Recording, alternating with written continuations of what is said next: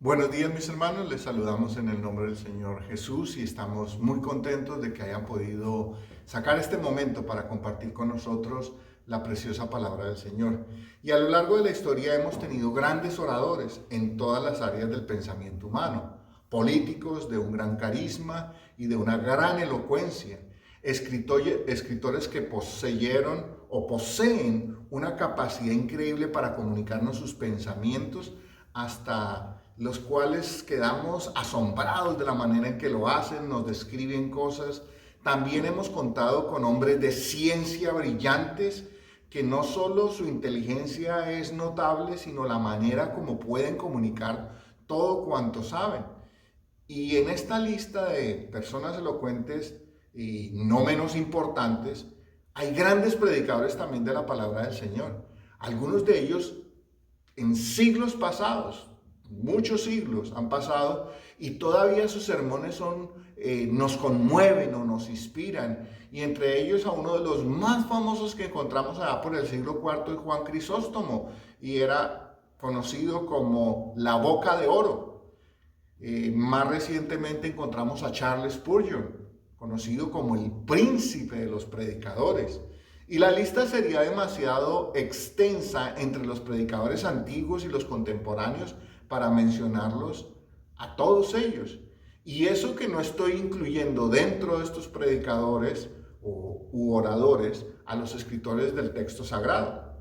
La gran mayoría de nosotros los mortales quizás no alcanzaremos esos niveles de excelencia en nuestra oratoria y tendremos que conformarnos con hablar lo mejor posible para poder comunicarnos con otros de una manera clara y correcta.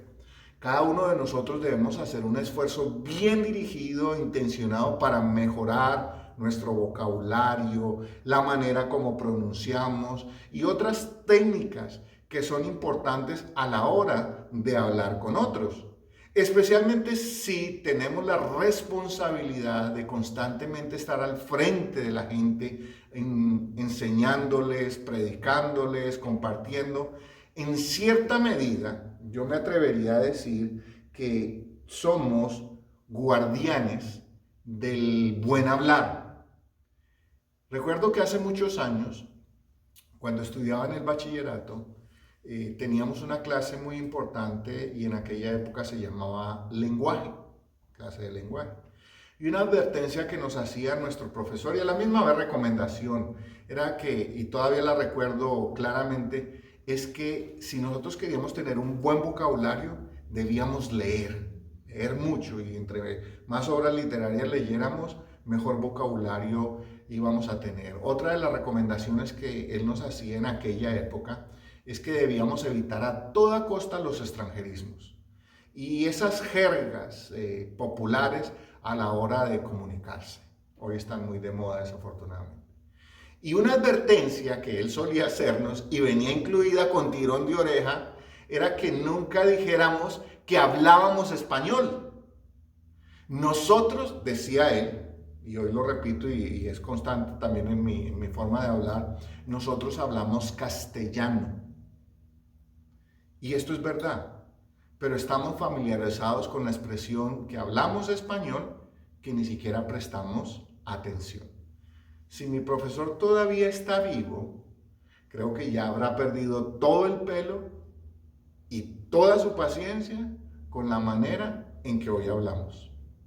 Pero adicional a lo importante que es hablar bien, usar bien las palabras, lo más importante siempre será hablar con la verdad, aunque sea de la manera más sencilla.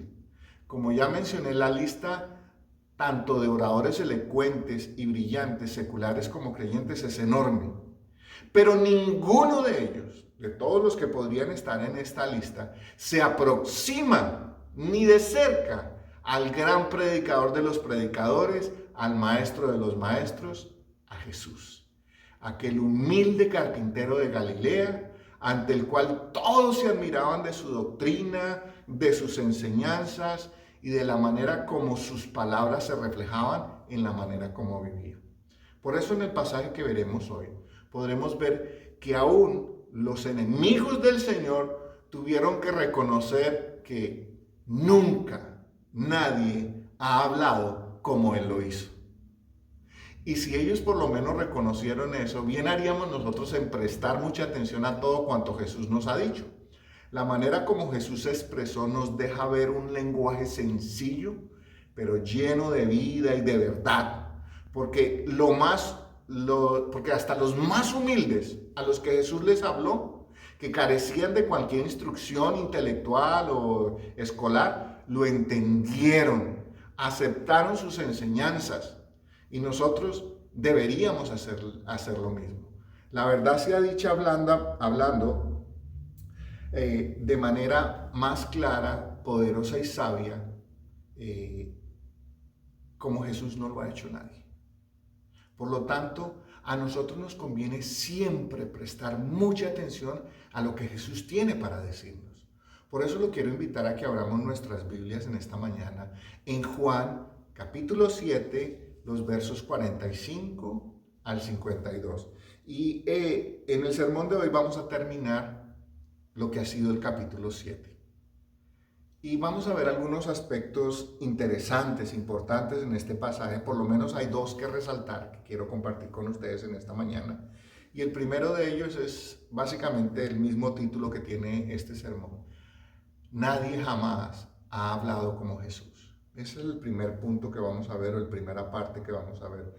El segundo es que no debemos menospreciar a otros. Y ya se van a dar cuenta porque estos dos puntos van relacionados. Y adicional a ello, al terminar el pasaje, vamos a encontrar que un hombre hizo un intento débil por defender la verdad. Está como conclusión del sermón, pero lo quiero mencionar como un punto adicional. Así que vamos a ir al verso 45 y de ahí vamos a empezar. Dice: los alguaciles vinieron a los principales sacerdotes y a los fariseos, y estos les dijeron: ¿por qué no le habéis traído? Los alguaciles respondieron, preste mucha atención a esto: jamás hombre alguno ha hablado como este hombre. Mire esa declaración. Entonces, lo que nosotros vamos a encontrar aquí es que nadie jamás ha hablado como lo hizo Jesús. Continuando con el relato, Juan describe, ahora quiero hacer un breve paréntesis, muy breve. Recordemos que capítulo 7 y capítulo 8, eso es el recuento de una semana, de la semana de la celebración de los tabernáculos, solo para que lo tengan en mente. Juan describe ahora una escena que se desarrolla entre las autoridades y los alguaciles, que habían sido enviados a arrestar a Jesús, que lo vimos hace un par de domingos en el verso 32, ¿cierto? Ellos enviaron a los alguaciles a que arrestaran a Jesús. Ahora nos encontramos con la otra parte. Los alguaciles regresaron y los fariseos y los religiosos que les habían dado la orden de arrestar al Señor, los interrogaron de por qué no traían a Jesús. ¿Qué pasó? ¿Por qué no lo traen arrestado? Y la respuesta de estos hombres es que ellos, o sea, los alguaciles, nunca habían oído a un hombre hablar de la manera en que Jesús lo hacía. Es importante que nosotros notemos que estos alguaciles constantemente estaban rodeados de los líderes religiosos y los escuchaban enseñar y discutir en sus reuniones. Ellos, los alguaciles, en cierto grado también tenían que ser expertos en asuntos de la ley. Es como el ejemplo de hoy en día. Un policía tiene que estar familiarizado con el código de policía para poderlo implementar. Aquellos hombres, aquellos alguaciles, su trabajo constantemente consistía en arrestar a todo tipo de predicador itinerante que aparecía en Israel. Así que aquellos hombres habían escuchado a mucha gente hablar de la ley y de Dios, pero su conclusión es asombrosa. En todos sus años de experiencia, lidiando con asuntos religiosos, lidiando con personas que se reclamaban o decían que eran los Mesías y todo ese tipo de cosas, ellos nunca jamás habían escuchado a alguien hablar como Jesús lo hacía. Jesús no era el primer predicador que aparecía en Israel y que proclamaba ser el Mesías.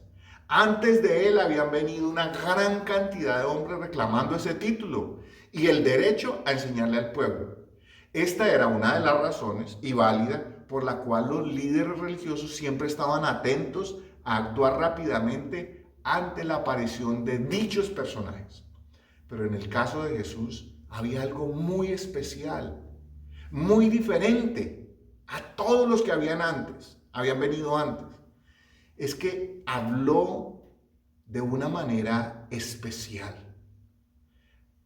Nadie antes de él ni después de él habló con tanta profundidad, con tanta seguridad y con la verdad acerca de Dios. Jesús es único en todo. Y ya Juan el Bautista, desde el comienzo de este evangelio, nos había dicho esta gran verdad en el capítulo 1, el verso 15 al 18, si ustedes recuerdan, que Juan dice que él no es digno de desatar la correa del calzado de Jesús, y está hablando precisamente de todas esas cualidades únicas de Jesús. Jesús es único en su origen, en su ministerio, en su poder, en su autoridad y en su relación con el Padre. Nadie jamás ha hablado como Él lo hace. Nosotros como creyentes estamos acostumbrados a escuchar la predicación de la palabra de Dios a través de nuestros pastores, y es lo que precisamente los miembros de la iglesia que pertenecen a la iglesia de Nazaret y ustedes que nos acompañan están haciendo precisamente en este momento, ¿cierto? Se les está siendo predicada la palabra del Señor, y es muy importante que asistamos, que veamos los sermones, porque eso es para nuestro crecimiento espiritual. Pero debemos tener en cuenta que hay algunos factores que son muy relevantes en esta circunstancia. Primero, el pastor es un ser humano falible que puede y constantemente nos equivocamos. Entonces es un elemento que usted debe tener en cuenta cuando nosotros le predicamos la palabra del Señor, que somos falibles y que nos equivocamos. Otro elemento que debemos tener en cuenta es que no importa cuánto nosotros, los pastores y ustedes como ovejas, estudiemos las Escrituras, nunca lograremos escudriñar en toda su profundidad la palabra de Dios. Por lo tanto, nuestra enseñanza nunca será ni igual, ni de profunda, ni completa como la de Jesús. Y tercero, estamos limitados por el tiempo de nuestras predicaciones. En el mejor de los casos, son 45 minutos cada domingo. Estas son algunas de las limitaciones que nosotros tenemos a la hora de predicarles. Es por eso que la afirmación que hicieran los alguaciles es muy importante para nosotros hoy. Jamás hombre alguno ha hablado como este hombre. Por eso es que nuestro deber y responsabilidad es escuchar directamente a Jesús. Como creyentes, una y otra vez, siempre será fundamental y urgente escuchar directamente a Jesús. Pero ahí usted se estará preguntando, ¿cómo lo hacemos?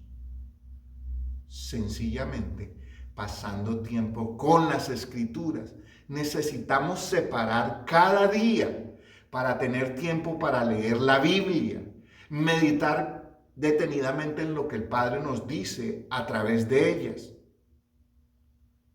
No puede usted y no puedo yo, mi hermano, conformarme con escuchar a Jesús una vez por semana por 40 o 45 minutos.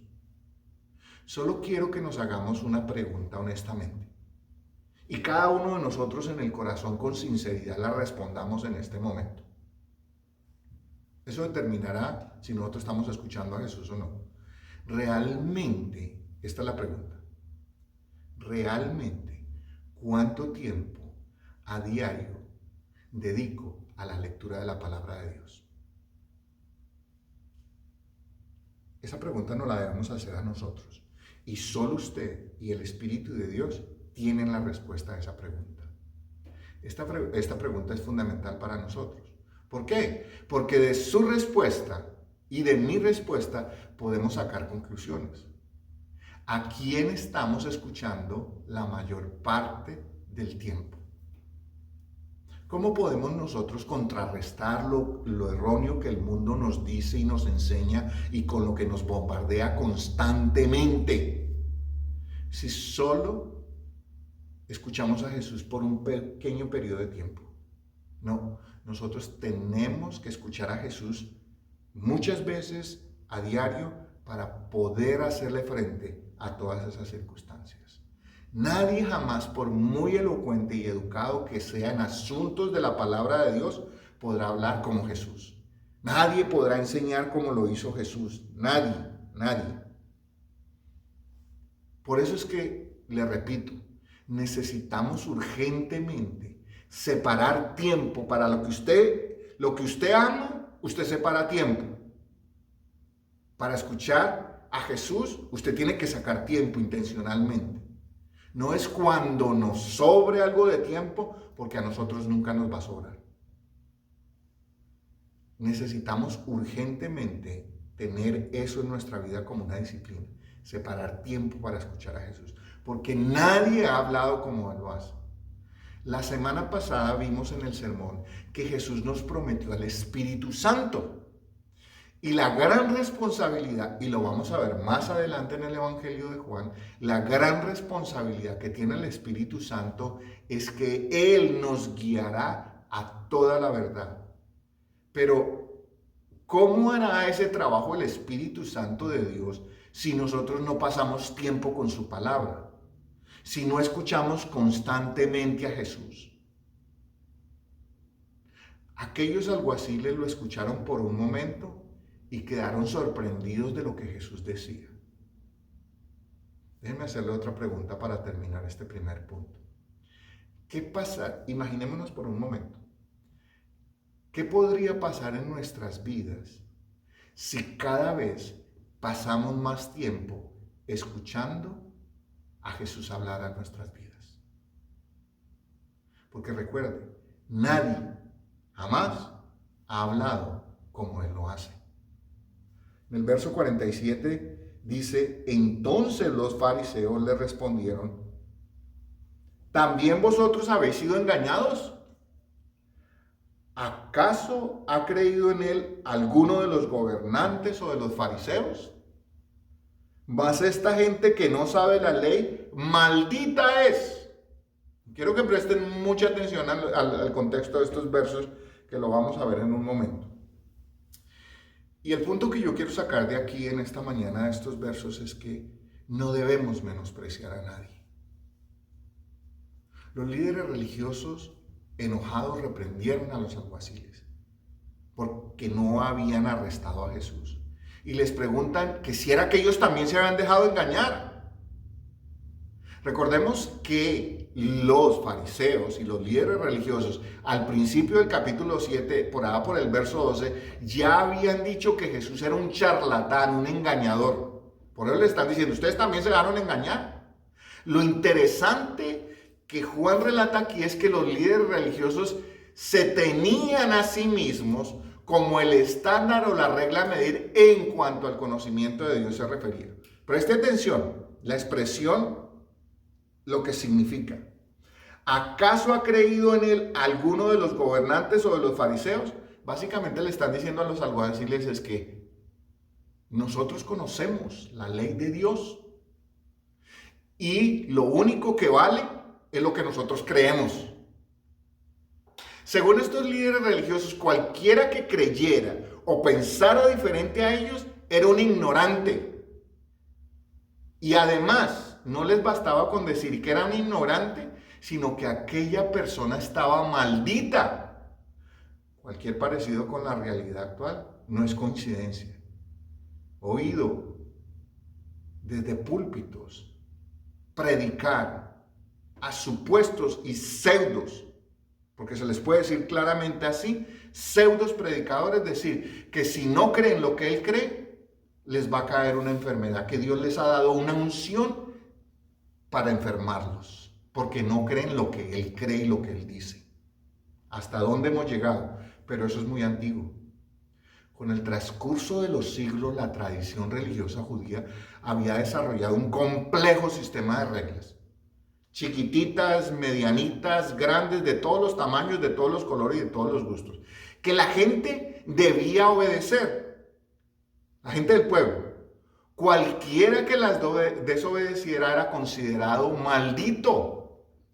O en otras palabras, el texto en el original permite la interpretación de que estaban diciendo que era un estúpido. ¿Por qué? Porque no tenía el conocimiento acertado de ellas. Pero en realidad es porque no cree lo que nosotros creemos.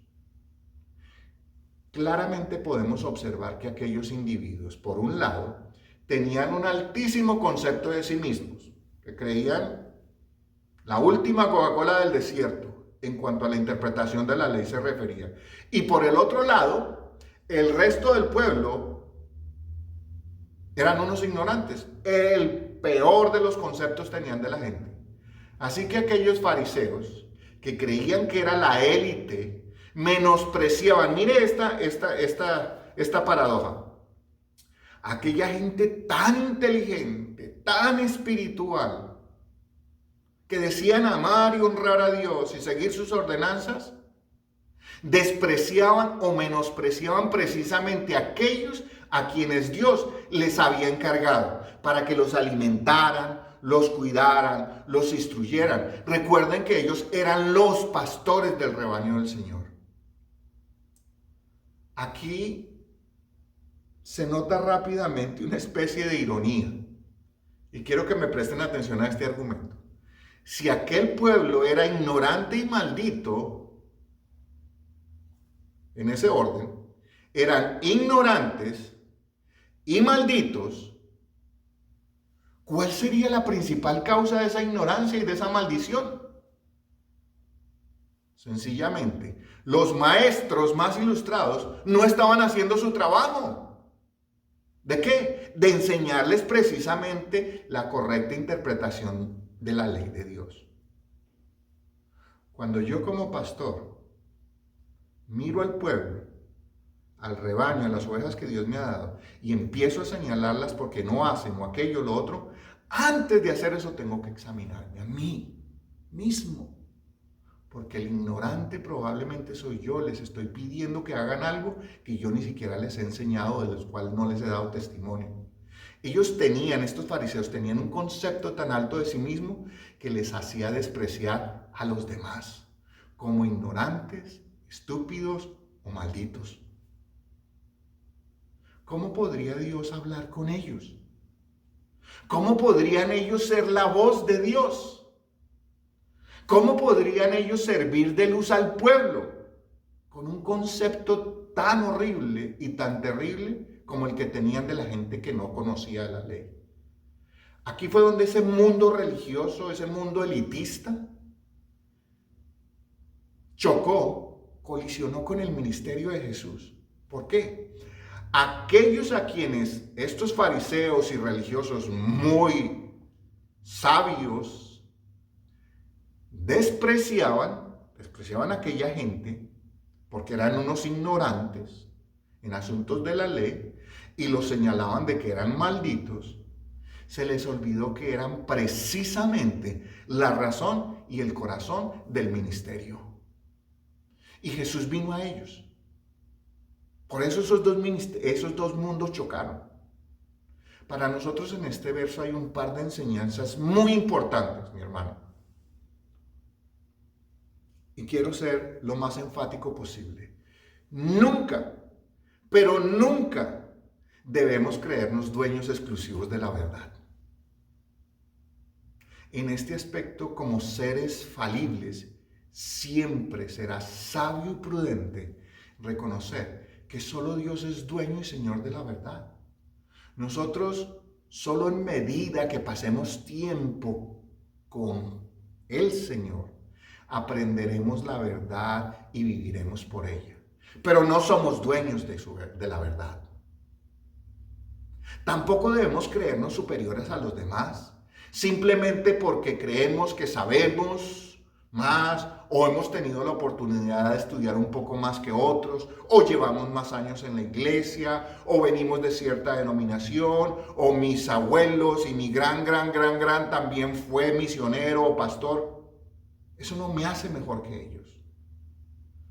Todo lo que nosotros somos, tenemos y sabemos, lo hemos recibido de gracia y por amor. Así que no somos dueños de nada de lo que sabemos o tenemos, ni mucho menos superiores a nadie.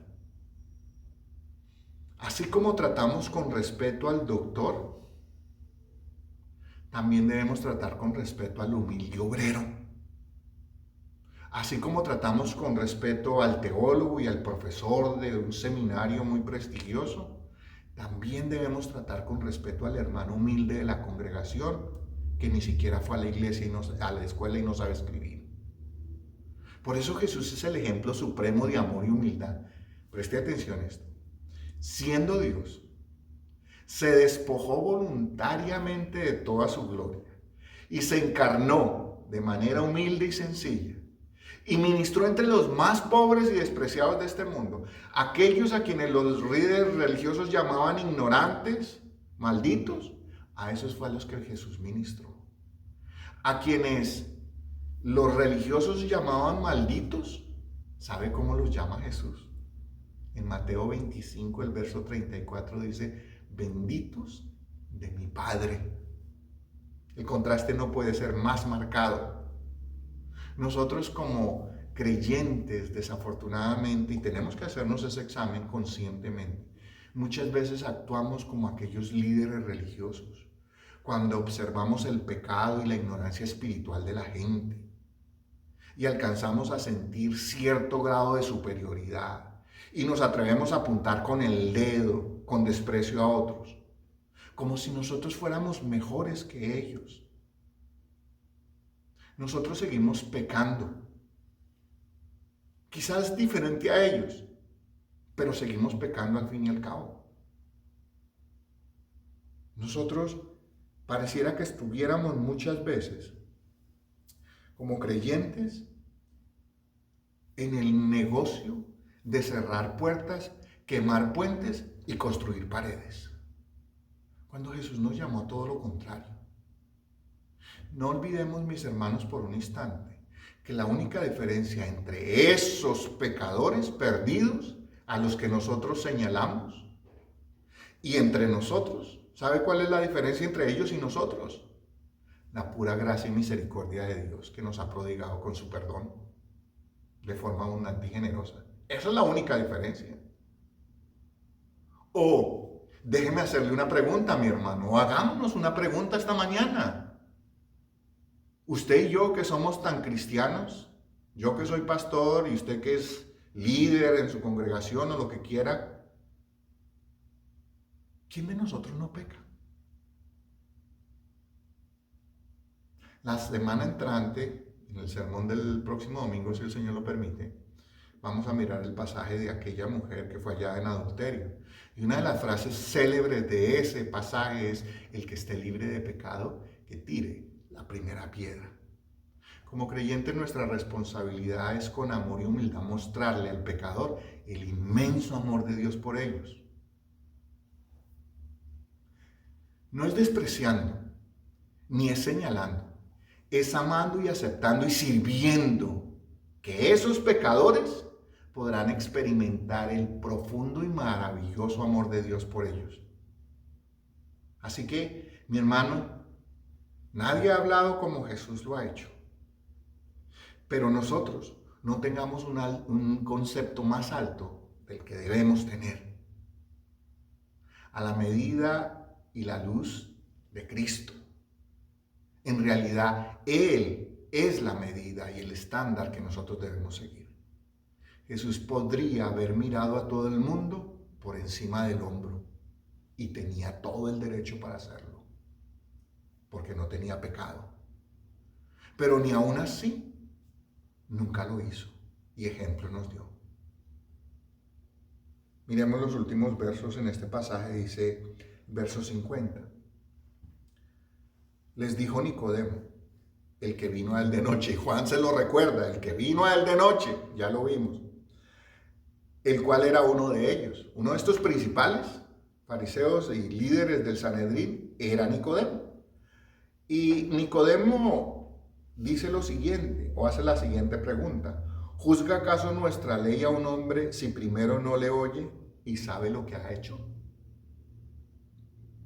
Respondieron y le dijeron, ¿eres tú también Galileo? Escudriña y ve que de Galilea nunca se ha levantado profeta. Este punto que quiero añadir dentro del contexto, porque este pasaje termina en estos dos versos, no lo quiero dejar pasar por alto porque es una oportunidad interesante que nos brindan las Escrituras, es que Nicodemo hizo un intento débil por defender la verdad. Dentro de la discusión que se generó entre los líderes religiosos y los alguaciles, la única voz que se levantó para llamar a la reflexión fue la de Nicodemo, aquel principal de los judíos, que vino a Jesús de noche, como dice Juan. Eso lo vimos por allá por el capítulo 3. Nicodemo podría ser considerado dentro de aquel grupo como el único que seriamente estaba reflexionando en lo que Jesús estaba haciendo y diciendo. Sin embargo, se le puede atribuir o dar ese beneficio que él hace el intento por hacerlo reflexionar, pero es un intento bastante débil. Él quiso hacer recapacitar a sus colegas y su intento se queda corto.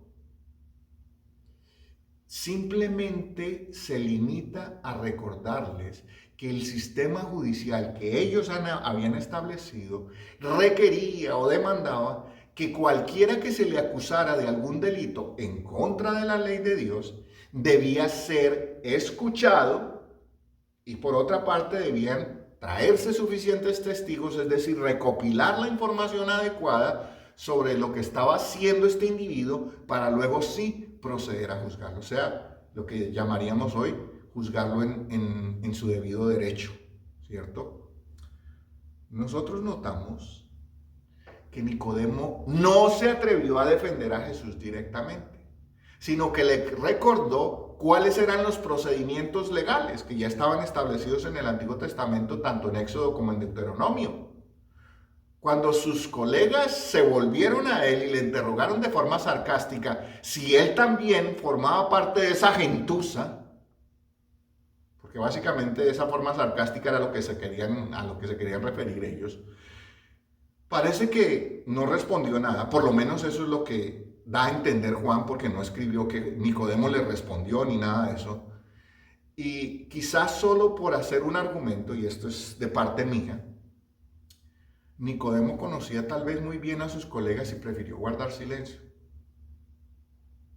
Pero desafortunadamente guardar silencio lo convertía en cómplice de aquellos hombres que querían a toda costa eliminar a Jesús. Quizás tal vez tuvo temor de perder su posición. Recuerda que también ese argumento lo hicimos cuando analizamos en el capítulo 3 que él vino de noche a Jesús. Tal vez no estaba completamente convencido de quién era Jesús, o quizás simplemente decidió evitarse todo tipo de problemas. No lo sabremos a ciencia cierta porque todo esto sería especulación. No sabemos por qué él tomó esa posición. Pero lo que sí podemos aprender de esa actitud es que su intento fue demasiado débil y quedó registrado en las Escrituras. Cuando comparamos la actitud de Nicodemo con la actitud valiente y gallarda de Jesús, nos damos cuenta que Jesús fue todo lo contrario. Él fue hasta las últimas consecuencias por defender la verdad del Padre. Tuvo que desafiar a las autoridades religiosas, al pueblo, y desafió hasta el mismo diablo y lo venció. Pero no se amilanó ante el rechazo, la persecución o cualquier otra cosa que le quisieran hacer.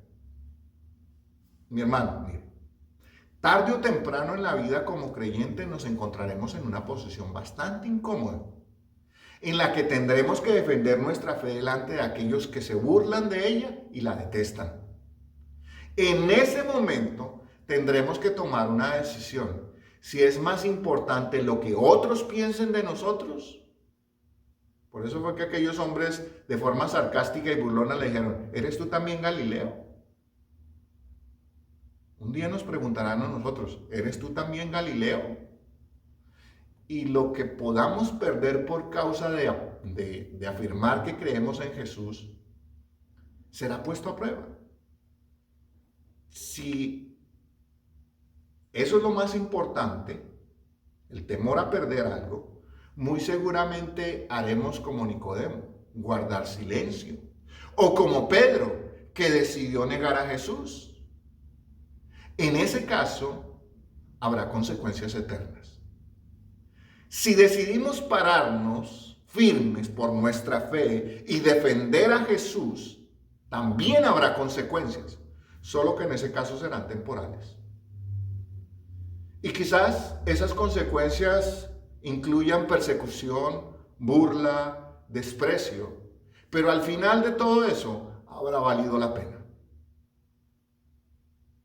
Las palabras de Jesús registradas en Mateo capítulo 10, verso 33, nos deben servir de solemne advertencia. Preste atención a lo que dicen esas palabras. Y a cualquiera que me niegue delante de los hombres, yo también le negaré delante de mi Padre que está en los cielos. Pero a Jesús no solo se le niega de palabra, también lo negamos cuando nuestras acciones muestran que la vida de Jesús no está en nosotros. Es decir, cuando somos hipócritas, cuando tenemos dos caras, cuando en la iglesia somos uno y en casa somos otro, y en la empresa somos otro, y en el juego somos otro, y con los amigos somos otros. Nicodemo es un ejemplo de esa fe tibia que prefirió dejarse llevar por el miedo y las circunstancias antes que por un corazón de amor lleno de Jesús. A Nicodemo le llegó la hora de demostrar su amor por Jesús. Ese era el momento de brillar para Nicodemo. Y falló. A nosotros también nos llegará nuestra hora. Y la pregunta es, ¿cuál será nuestra decisión en ese momento? Solo Dios lo sabe. Y ojalá que la fe en aquel momento no nos falle. Y si por alguna razón Dios no lo permita, así sucediera, debemos recordar que aún Pedro, después de haber negado al Señor 3 veces, tuvo una oportunidad de volverse arrepentido a Cristo y fue restaurado. Por eso es necesario que prestemos mucha atención a lo que Jesús nos dice, porque nadie nos ha hablado como Él lo ha hecho. Nos habló con amor y nos habló con la verdad, para que de esa manera nuestra fe esté fundada en la palabra de Dios y no en las palabras de los hombres. De esta manera nosotros no tendremos un más alto concepto de nosotros que el que debemos tener, siempre mirando con misericordia a otros, a los que todavía no les ha alumbrado la luz de Cristo, y recordando que nosotros también un día estuvimos como ellos. Por eso, con amor y bondad y misericordia debemos servirles de testimonio de cuán grande es el amor de Dios por los pecadores, y sin olvidar, como dijera Pablo en Primera de Timoteo, el verso 1, el capítulo 1, el verso 15, y solo parafraseo una parte de ella, y quiero que usted haga este mismo ejercicio conmigo. Esa parte del verso dice que Cristo Jesús vino al mundo para salvar a los pecadores, de los cuales yo soy el primero. Quiero que por un momento haga este ejercicio conmigo. Repitamos ese verso, pero allí donde está el pronombre personal yo, ponga su nombre. Yo voy a poner el mío. Y dejemos que esas palabras entren en nuestro corazón. Que Cristo Jesús vino al mundo para salvar a los pecadores, de los cuales Gonzalo era el primero. Delante de Dios, esto no es tener una baja autoestima, Cuando reconocemos nuestra condición delante de Dios, es todo lo contrario, es tener perfectamente alineada nuestra autoestima de acuerdo a la revelación de Dios. Por último, necesitamos como creyentes estar atentos, porque en el momento menos esperado tendremos que asumir valientemente la defensa de nuestra fe, que en esta tierra puede significar persecución, burla, desprecio y muchas otras cosas. Pero ¿sabe qué? En la vida eterna nos otorgará una recompensa incorruptible y que nada ni nadie nos podrá arrebatar. Así que mi hermano y mi amigo, ahí donde está, le invito a que incline su rostro y elevemos una oración en esta mañana. Padre amado, te damos gracias porque tú enviaste a Jesús al mundo para que de forma sencilla, clara, nos hablara de las maravillas de tu amor por los pecadores. Perdónanos porque por mucho tiempo, no prestamos atención a su preciosa enseñanza. Por el contrario, muchas veces le hemos prestado y dado más valor a las palabras de los hombres antes que a tu palabra. Espíritu Santo de Dios, ayúdanos a tener presente que nadie nos hablará como Jesús lo hace. Y por favor, ayúdanos a mantener una condición humilde y sencilla delante de los hombres, sin que tengamos un más alto concepto de nosotros que el que debemos tener, para que así no despreciemos a nadie. Bajo ninguna circunstancia en nuestro corazón haya desprecio hacia otros. Y si un día, Señor, tú nos encuentras que somos dignos de estar en la posición de defender nuestra fe, danos el valor para hacerlo sin debilidad. En tu nombre, Jesús, oramos y damos gracias. Amén. Que el Señor les bendiga y que tengan una feliz y bendecida semana.